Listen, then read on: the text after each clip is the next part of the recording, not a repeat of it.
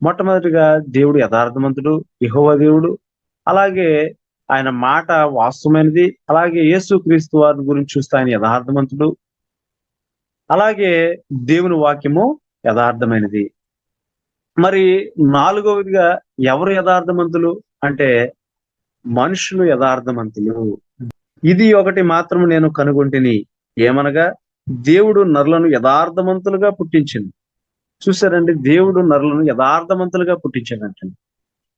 మరి దేవుడు దేవుని యొక్క స్వభావం అండి, దేవుని యొక్క పోలికండి, దేవుని యొక్క గుణ లక్షణాలండి.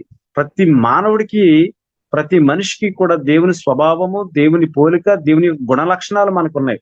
అంటే మనము యథార్థవంతులము. అందుకని దేవుడు యథార్థవంతులుగా పుట్టించాడంటండి మనం. యథార్థవంతులుగా ఆయన నిర్మించాడు మనం.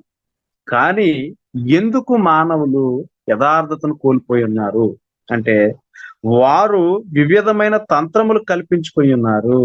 చూసారండి, దేవుడు యథార్థవంతుడు. మరి ఆయన పుట్టించినటువంటి మనం కూడా యథార్థవంతులమే.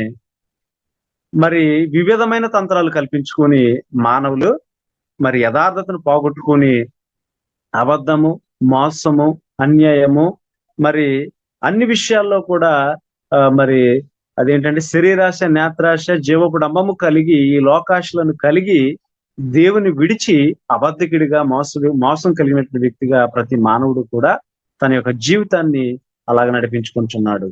ఎందుకు యథార్థవంతుడిగా జీవించలేకపోతున్నాడంటే దేవుని వాక్యంలో మరి జీవించకుండా, దేవుని యొక్క మాటలను బట్టి జీవించకుండా అలాగ నడవటమే యథార్థతను పోగొట్టుకుంటున్నాడు.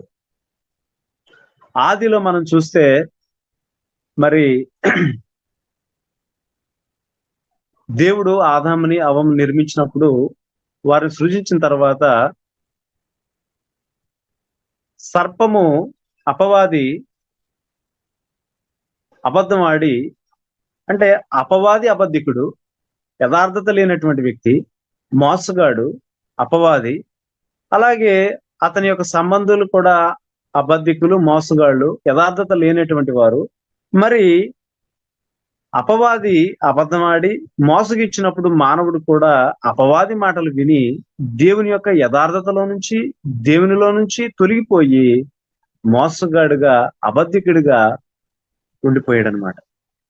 దేవునికి దూరస్తుడైపోయి దేవుని యొక్క మాటను, దేవుని యొక్క ఆజ్ఞను అతిక్రమించి మరి దేవుడు చెప్పినటువంటి మాటను వినకుండా దేవుని యొక్క ఆజ్ఞను అతిక్రమించడం వల్ల అబద్ధికుడు, మోసగాడు అయిపోయాడు. దేవునికి దూరస్తుడైపోయాడు.